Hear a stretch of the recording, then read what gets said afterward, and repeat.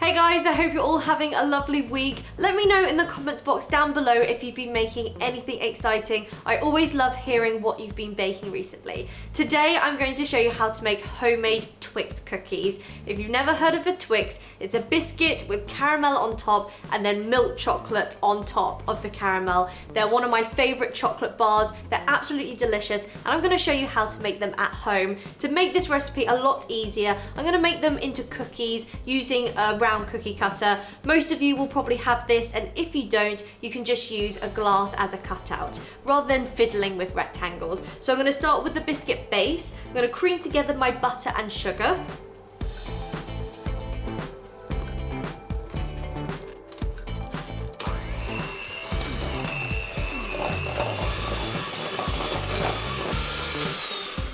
Next, I'm going to beat in some vanilla extract just to give that biscuit a bit of flavour.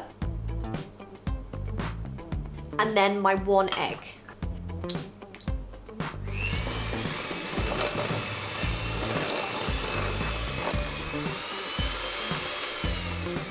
And then finally, into the mix, I'm going to sift over my plain flour.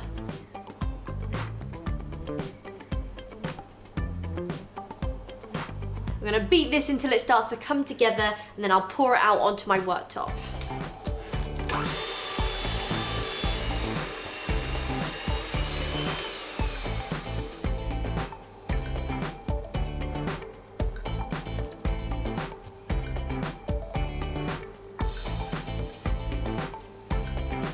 Now that my dough has come together nicely, I'm going to roll it out and get cutting out some circles. I only like to re-roll the dough about once, so make sure you try and get as many circles as you can. You might want to add some flour to the surface just to stop it from sticking.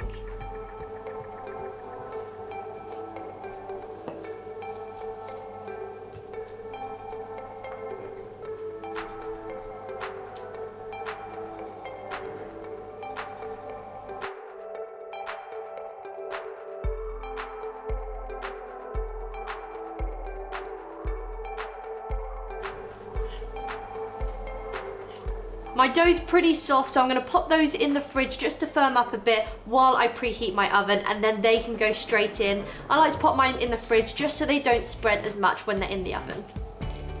My biscuits are out of the oven and they have cooled completely on a wire rack, and now it's time to get making that caramel that sits on top of the biscuits. Now this is a super easy way of making it. I got some dairy toffees. These are just some shop bought ones. I've unwrapped them, put them into a heat-proof bowl. Now I'm going to pour over some milk. Now this needs to go in the microwave for 30 seconds and then 10-second intervals just until it's all melted and smooth together.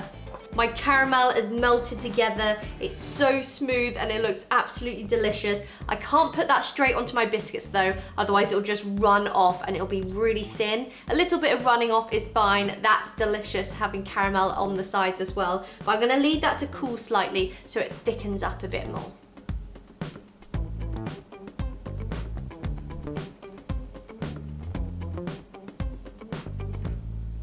Once you've popped the caramel on top, you want to let those firm up and set a bit first before you add on the chocolate. Now you want to melt your milk chocolate a bit ahead of time because you don't want it to be too hot, otherwise it's just going to melt that caramel. Once you're ready for the chocolate stage, take a spoonful and pour it over each biscuit. I'm just adding a small scoop on top of each biscuit and then smoothing it over with my knife.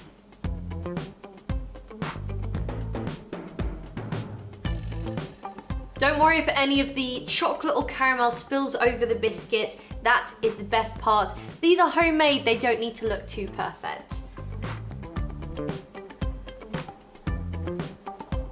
Don't forget to check the description box down below. I'll be leaving the recipe to the Twix cookie so you can make them at home, and also all of our other socials and where you can get our candy box from.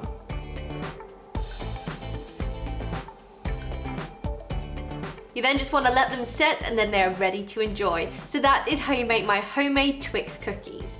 Easy.